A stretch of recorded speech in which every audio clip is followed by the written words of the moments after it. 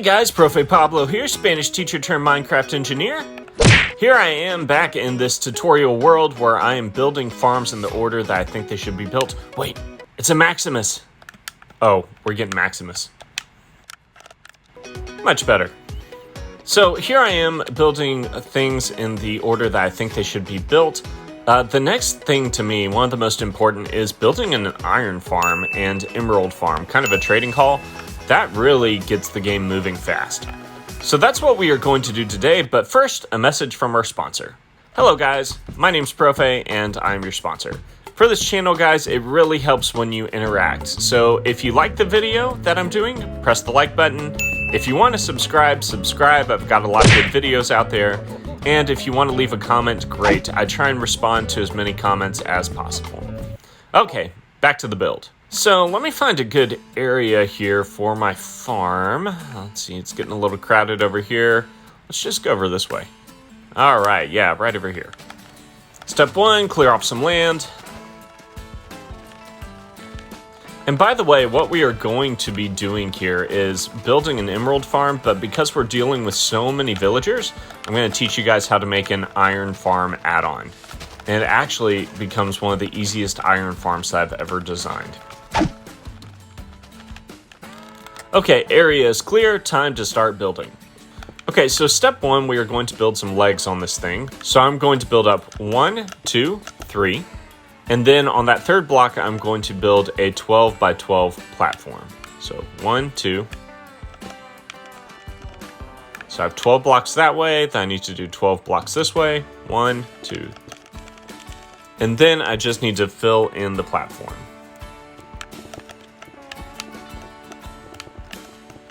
Okay, I'm going to go ahead and add the legs to make it look like not a floating island. Okay, and now I'm going to come up here and build up 1, 2, 1, 2, 1, 2, 1, 2, and on top of that, build a 12 by 12 platform as well.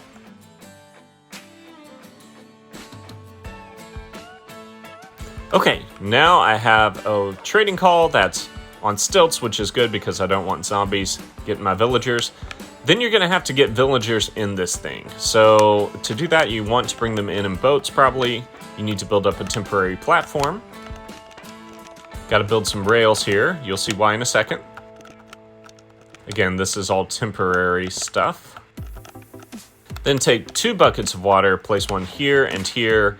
It's going to flow down.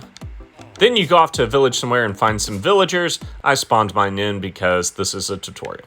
So then you get in the boat once you get them close enough, and you do a little wild ride here, going upriver, and get them inside this thing. Maximus, that's not going to work. Okay, once you do that, go ahead and block off your water and destroy this little platform. You don't want zombies and monsters getting up here. Okay, then we are going to take glass, place glass all along this thing, on all walls. This is very simple, very cheap. You could use blocks, but I like using glass so I can see what's going on. I'm going to take torches and place them in each corner. And then I need a place for a door. I'm actually going to build kind of one of these stairs that goes up like this. Excuse me, Maximus. Maximus, come here. Build a ladder going up. I might move this actually outside. Let me do that. So I want it out here just in case the villagers decide to get out of their house on accident. That's always frustrating.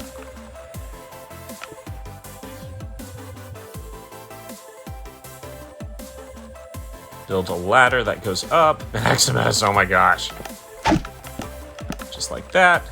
There you go. Good. Let's make this a trapdoor. I've just had villagers escape, and it's the most frustrating thing. Break these two. Going to place an iron door there. Villagers can't open iron doors, by the way, so that's why this is helpful. Need solid blocks. And a button. Boom. There we go. Safety first, people. Safety first. So now that I have my villagers in there, I want them to breed as much as possible, which means I need beds. I'm going to place 40 beds up here. You can place as many as you want.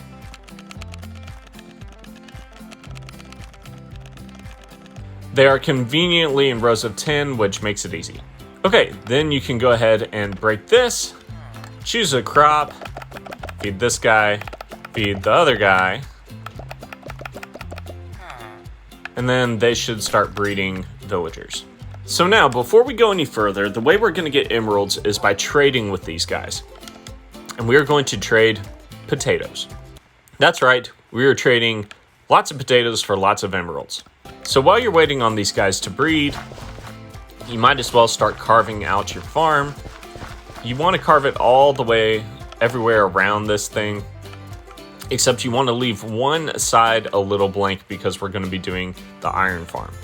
Now you'll notice that it'll start turning to dirt. To avoid that, simply come in for, let's see, 1, 2, 3, 4, right here. Place down 1 bucket of water, and that should take care of that. Oops, I counted wrong.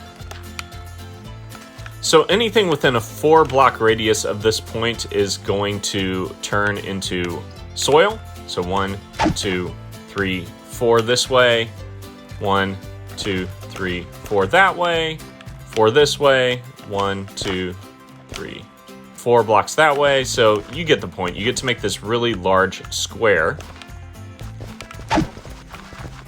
And you can start planting your potatoes while you wait for your villagers to grow up. Now, once you get a little crop going like this, you want to work really hard at getting a fortune pickaxe, and here's why. I'm going to show you on a couple potatoes. So watch, if I harvest this potato without fortune, it gives me 3 potatoes. If I use a fortune 3 pickaxe, it gave me 4 potatoes, so it gives you more. And actually, sometimes you'll get even more than that. See, that time it gave me 6 potatoes, double. So you want to try and use a fortune pickaxe on these things, or a fortune hoe, or a fortune whatever, to break these. All right, let's go check on our villagers. Yeah, they're going to want more potatoes. But before we breed them more, let's go ahead and lay down their workstations. So you find an area like this, lay down a workstation. One of these guys should turn into a farmer. There we go. And he's a wheat farmer. We want a potato farmer. So we're going to have to break this, try again, until we get a potato farmer. Carrots. Carrots are okay. We want something that works with fortune, so that's why I like potatoes. Wheat works, but it just gives you more seeds, doesn't give you more wheat. There we go, potato farmer. And if you want to lock him in, just go ahead and trade with him. That should lock him in as a potato farmer no matter what happens.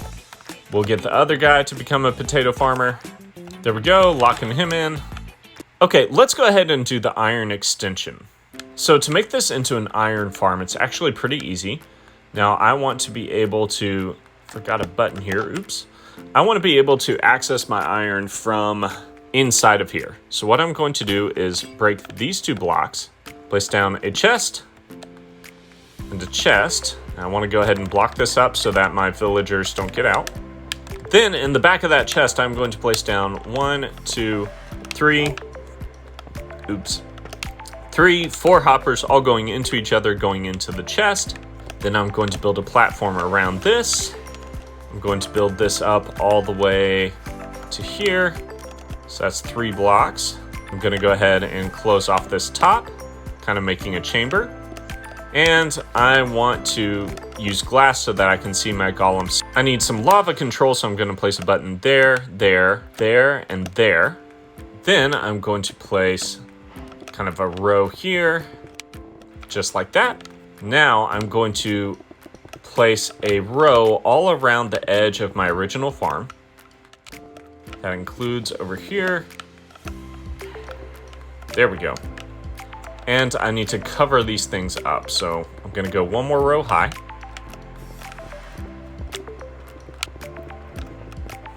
There we go. And now I'm going to place a row this way. Just like this. Place another row that way. Place another row that way, leaving this part empty because golems are going to fall off into this thing. Then I'm going to go up one more row on every side. And one more, making that wall 3 blocks tall. Okay, I need to count back 1, 2, 3, 4, 5, 6, 7, 8. And then, so right here on this back row, I'm going to build up one more. Then I'm going to take buckets of water, place them like this, and they should all flow to the very end right there. Perfect. I'm going to extend this wall all the way up. I think I want to make this glass so I can see the golems. Maximus, no! Bad dog! Don't worry, guys, he's going to be okay. Cool. Now I need to place the bell, and the great place to place the bell is right around here. And then I don't want golems or mobs spawning on the edge, so I'm going to cover this with leaves. Maximus, stop playing around. And I need to make sure and put leaves up here as well. Okay, cool. So to get the golems going, first of all, I got to get Maximus out of there. All right, I'm going to finish closing in this right there. Grab a lava bucket, place it down, grab a glass block, place it in. Perfect. Okay, let me give you kind of a fly around because this thing is basically done. So you have your trading hall down here where you're going to be trading for emeralds using potato farmers, and we are going to extend our crops all around this thing. I'm going to show you that in a second. And then on this side, we have our iron farm. Okay, and just to save myself a little time in this tutorial, I'm going to spawn villagers in and get them to change. You want to make sure that you do your villagers one at a time. I know that's tedious, but it gets really confusing otherwise changing them. You want to make sure that as you trade with them, you're locking them in. That way, if something happens to their workstation, they don't accidentally change. You can have as many villagers as you want, by the way, just as many as will fit in here and as many beds as you have. If you get these green villagers, you know what to do. Once you get 10 villagers working at a station, you're going to get some golems. And I forgot to lay down water here and here. The golems get pushed into the fire, they die, and you get iron. You can break these blocks over here. Oops, that was a mistake. You gotta break these blocks, there we go. So your villagers don't get out, you can lay down lower slabs like that. That way you can still access that chest. You'll also want grindstones, smithing tables, and blast furnaces so that you get really, really good gear.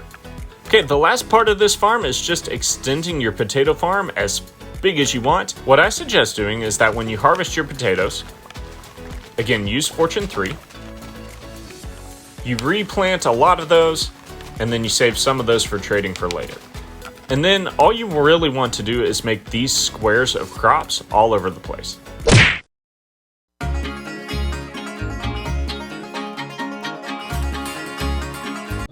Okay guys, as you can see, you can make your potato farm as large or small as you want. I have 7 of those 9x9 squares here. A good rule of thumb is for every farmer you have, make a 9x9 plot of potatoes. I got a little pig who's excited about the potatoes. Let's harvest and see how many emeralds we can get. Okay, my inventory is definitely full of potatoes and I still have a ton more to go. Let's go trade though.